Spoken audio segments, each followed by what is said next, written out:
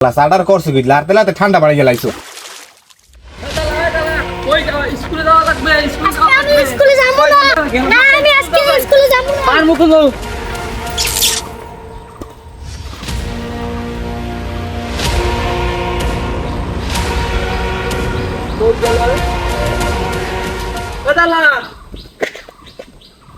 দেখছো তুই এই নে স্কুল যাওয়া লাগবে। তুই গেলে সপ্তাহে স্কুল যাও না, এই সপ্তাহে স্কুল যাও না, তোর বাইরে গেলাম স্কুল না গেলে আজ স্কুল যাওয়াই লাগবে, আজ স্কুল যাওয়াই লাগবে। তুই স্কুল না গেলে কি করবি তুই? আমি লাগি কাম করে কাম করে খাবি কি মনে হয়? পড়ালেখার কাম খোঁজা ল তোরে কামই শুনে কাম জানি দেখ পারে কাম করে অনেক বড় পরে খেলাটা মুখ বাহানে কামে কি করছিস তুই? এ ভাই আপনার বলে একটা কামের লোক লাগবে, তা আমার বাইরে রাখে নয় বলে লেহাবুরি করবে না, বলে কাম করবে। কি কন ভাই আপনার বাইরে কামে দেবেন? হ ভাই ওরাই কামে দিব, হয় বলে লেহাবুরি করবে না। আপনি এনে কামে দেন, পরে যদি ভালো কাম কাজ করে বাজার একটা দোকান দিয়ে দেবো। আচ্ছা আয় তাই কাম কর, এই কাপ করে দো আয়। যা তুই কাম কর, তোরা লেহাবুরি করা লাগবে না।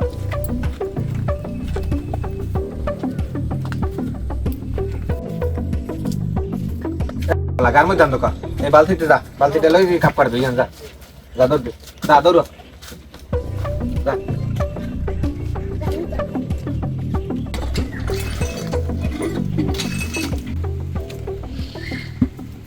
ভাই এক কাপ রং চা দেন তো। আচ্ছা ভাই দিতে আসি। শালা পটকুন পাড়াইছি কাপ দুইতে। এ খালা কই তুই আয়? ভাই আইতেছি দাঁড়ান। না চালু আয়, তুলা কাপ দুইতে। ভাই আইতেছি একটু ভাই বানো আইতেস। এই এই কটা কাপ দুইতে একটু সময় লাগে। ওট উঠে সাথে বাইরে ওট ওট সাথে ওট।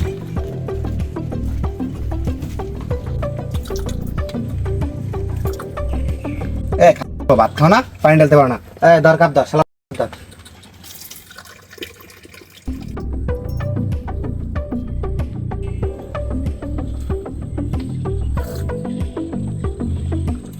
পানিটা মনে হয় ঠান্ডা হয়ে গেছে ভাই, একদম ঠান্ডা।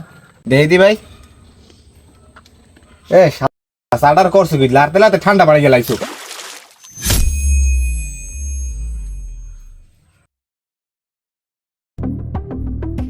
এবার চাই রয়েছে, চা গরম দে, আরেক কাপ চা দে, হারি চা গরম দে, চা গরম দে। ভাই একটু বল ওই গরম চা দিতে।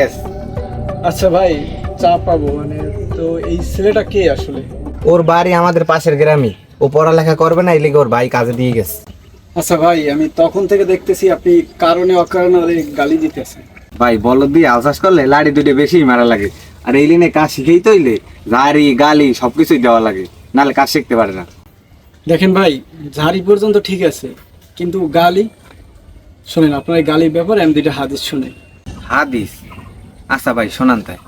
শোনেন ভাই, গালির ব্যাপারে নবী করিম সাল্লাল্লাহু আলাইহি সাল্লাম বলেছেন, যদি কোনো ব্যক্তি মুমিন হয় আর তার মধ্যে ঈমান থাকে, সে কখনো কাউকে গালি দিতে পারে না।